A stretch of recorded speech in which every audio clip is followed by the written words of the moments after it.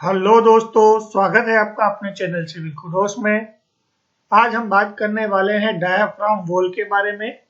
यदि construction site पर हमें डायाफ्राम वॉल बनाना है, वह भी विदाउट एंकरिंग, तो हम वह कैसे बनाते हैं उसके बारे में आज हम चर्चा करेंगे। जैसा कि हमारे टॉपिक का नाम है how to do diaphragm wall work without anchor.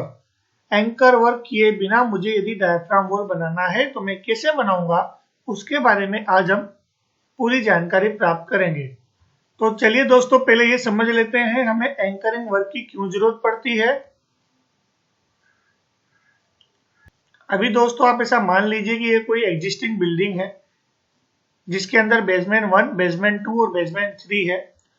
इसी एग्जिस्टिंग बिल्डिंग के पास में मुझे नई बिल्डिंग बनानी है जो कि मुझे बेसमेंट 5 तक बनानी है। अब इस बिल्डिंग को बनाते समय जब मुझे एंकरिंग वर्क करना रहता है तो यह जो एंकरिंग वर्क यूज होगा वह क्या होगा, एग्जिस्टिंग जो बिल्डिंग है उसको क्या करेगा, टच करेगा और यह उसे एंकरिंग करने को रोकेगा। दोस्तों यह कंडीशन ज्यादातर अर्बन एरियाज में देखने को मिलता है। बड़े बड़े शहरों में जहां पर नजीक में प्लॉट्स होते हैं, पास पास में बिल्डिंग्स बनाई जाती है, वहां पर यह केस देखने को मिल सकता है। तो यदि हमें डायाफ्राम वॉल बनाना हो विदाउट एंकरिंग तो उसके लिए क्या क्राइटेरिया रहेगा, उसके बारे में हम यहाँ पर जानकारी प्राप्त कर लेते हैं।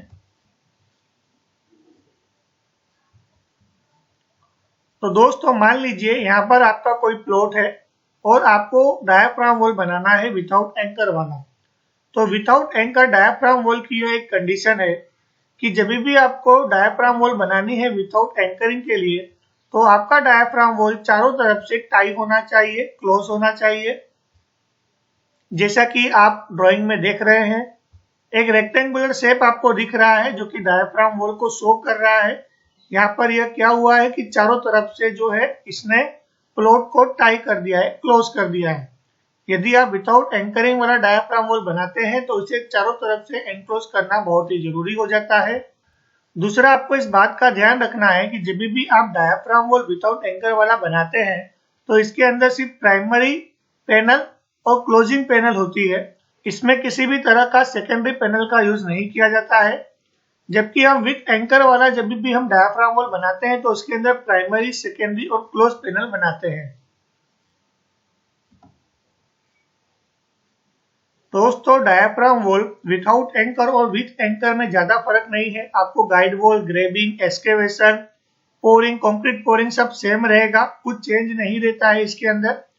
बस आपको इतना ध्यान रखना है कि विथ एंकर वाले में आपको प्राइमरी पैनल, सेकेंडरी पैनल और क्लोजिंग पैनल बनानी है और विदाउट एंकर वाले के अंदर सिर्फ प्राइमरी पैनल और क्लोजिंग पैनल बनानी है। यह एक अल्टरनेट वे के अंदर काम करता है। तो चलिए दोस्तों हम इनका कंपेरिजन समझ लेते हैं।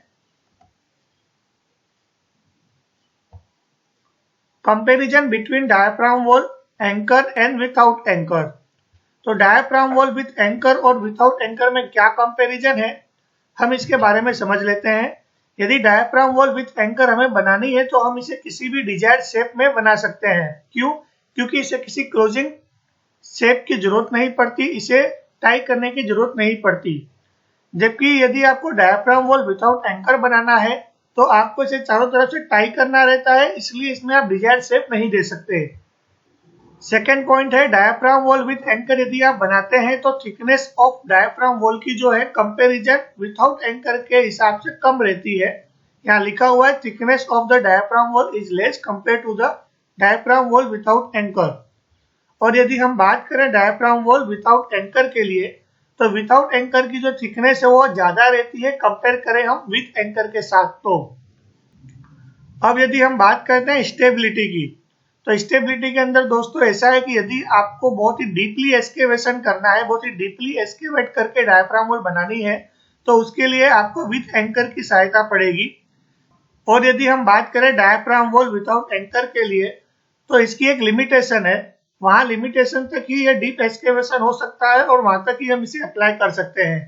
जनरली दोस्तों डायाफ्राम वॉल का जो काम है वो विथ एंकर करना या विदाउट एंकर करना है, यह सोइल प्रॉपर्टी पे भी डिपेंड करता है, जियोटेक्निकल सर्वे पे भी डिपेंड करता है उसकी लिमिटेशन के आधार पर हम ये निश्चित कर पाते हैं कि हमें विदाउट एंकर करना है तो हम कितनी डेप्थ तक कर सकते हैं, उसकी लिमिटेशन क्या है। इस हिसाब से यदि हम स्टेबिलिटी की बात करें तो डायाफ्राम वॉल विथ एंकर की जो स्टेबिलिटी है वो बहुत ज्यादा रहती है। अब यदि हम बात करें कॉस्ट की तो डायाफ्राम वॉल विथ एंकर के अंदर जो कॉस्ट है वो बढ़ जाएगा। क्यों बढ़ जाएगा? क्योंकि उसके अंदर हम एंकर अप्लाई करेंगे। एंकर अप्लाई करने से उसके अंदर जो मटेरियल, लेबर्स और इक्विपमेंट लगेगा उसका एडिशनल कॉस्ट लगेगा, जिसके वजह से डायाफ्राम वॉल विथ एंकर का कॉस्ट बढ़ जाता है। और डायाफ्राम वॉल विदाउट एंकर की हम बात करें तो उसके अंदर कॉस्ट कंपैरिजन करें यदि हम विथ एंकर के साथ तो कम रहेगा। क्यों? क्योंकि उसके अंदर जो है आपको एंकर करने की कोई जरूरत नहीं पड़ती है और किसी भी तरह का एंकर मटेरियल और स्पेशलाइज्ड इक्विपमेंट की जरूरत इसके अंदर हमें देखने को नहीं मिलती। तो दोस्तों यह रहे comparison between the diaphragm wall with anchor और विदाउट एंकर के लिए। आशा करता हूं आपको वीडियो पसंद आया होगा। यदि आपको वीडियो पसंद आए तो ज्यादा से ज्यादा लोगों को शेयर करिए, सब्सक्राइब करिए और लाइक करिए। थैंक यू दोस्तों।